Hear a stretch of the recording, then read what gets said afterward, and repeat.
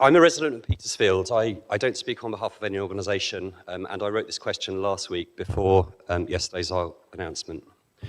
If there's one thing that's achieved consensus, it's that public transport needs massive improvement, and this should be done through franchising to end the current stagecoach monopoly.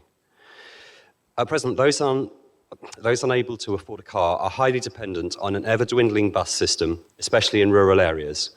Those at the income level just above are forced to spend thousands for a car they can barely afford. Those too young to drive, and many others, have little transport independence. And those who can afford a car, and businesses, sit in traffic congestion, wasting time and money. These cannot continue. The hard fact is that improving public transport under franchising requires a subsidy, and there's only two routes for that, really: a congestion charge or a workplace parking levy which taxes large businesses. The report for the February 2020 Exec Board meeting stated that a workplace parking levy would raise around 23 million annually. At the previous meeting, I asked why a workplace parking levy was not being pursued, and the answer you gave that it can raise revenue and reduce traffic, but on a smaller scale than the proposed STZ. However, you've now proposed a proposed STZ on a smaller scale to raise only 33 million. So it and the workplace parking levy are now in the same ballpark. So the answer given last time is now irrelevant.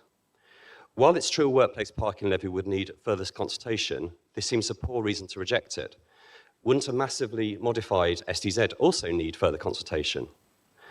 A workplace parking levy has seen surprisingly high levels of support from both sides, including the South Cambs Tory MP.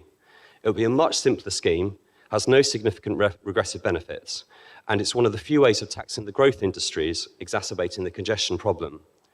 I ask again that the workplace parking levy be put back on the agenda. Not to do so would undermine your own argument made at the last meeting.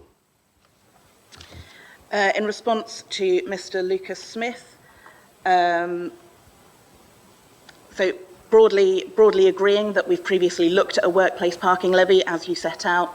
Previous rounds of technical work and previous consultations have found that the workplace parking levy is less preferred and less effective in achieving objectives, particularly other than revenue raising. It does much less to reduce traffic and therefore is going to be much less effective at delivering the sorts of improvements that we know generate mode shift to buses, which are reduced journey times and crucially improved reliability.